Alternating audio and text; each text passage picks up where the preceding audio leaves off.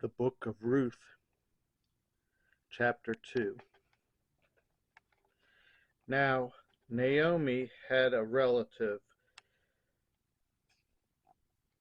on her husband's side, a man of standing from the clan of Elimelech, whose name was Bor.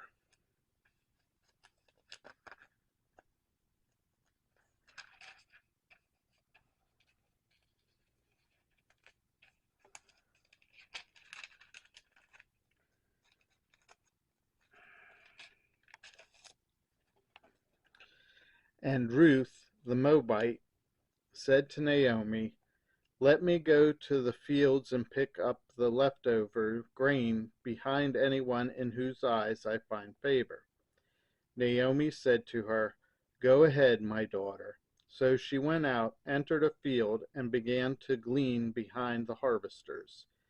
As it turned out, she was working in a field belonging to Bor, who was from the clan of Elimelech. Just then Bor arrived from Bethlehem and greeted the harvesters. "The Lord be with you." "The Lord bless you," they answered. Bor asked the overseer of his harvesters, "Who does that young woman belong to?"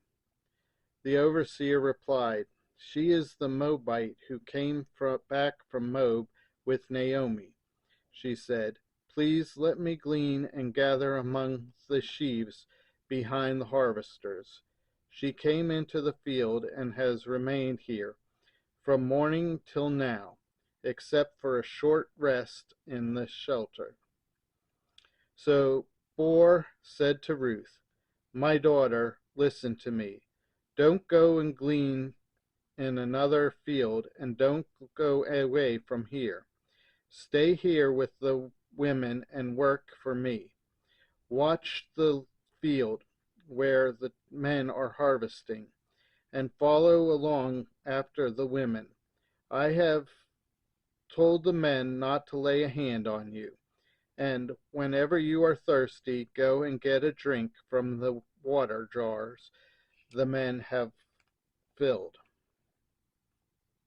At this, she bowed down with her face to the ground.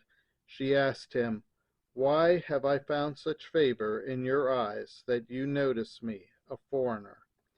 Bor replied, "I have been told all about what you have done for your mother-in-law. Since the death of your husband, how you left your father and mother and your homeland, and came to live with the people you did not know before. May the Lord repay you for what you have done. May you be richly rewarded by the Lord, the God of Israel, under where wings you have come to take refuge. May I continue to find favor in your eyes, my Lord," she said. "You have put me at ease by speaking kindly to your servant, though I do not have the standing of one of your servants." At mealtime, Boaz said to her, "Come over here, have some bread, and dip it in the wine vinegar."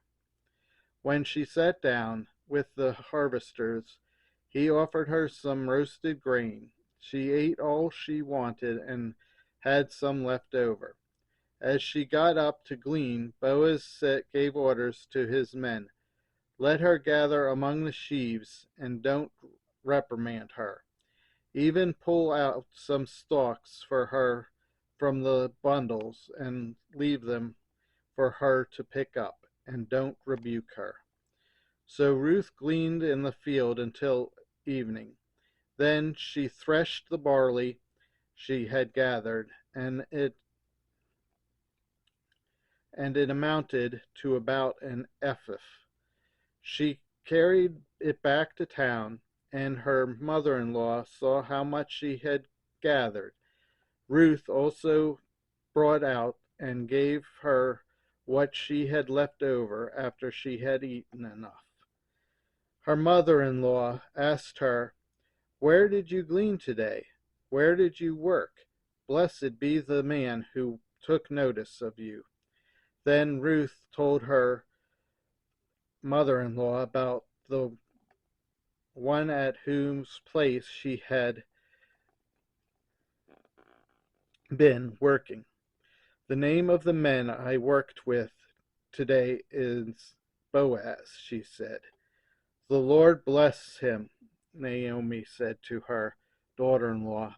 "He has not stopped showing his kindness to the living and the dead." She added, "The man is our close relative. He is one of our guardian redeemers." Then Ruth the Moabite said, "He even said to me, 'Stay with my workers until they finish their harvesting and all my grain.'"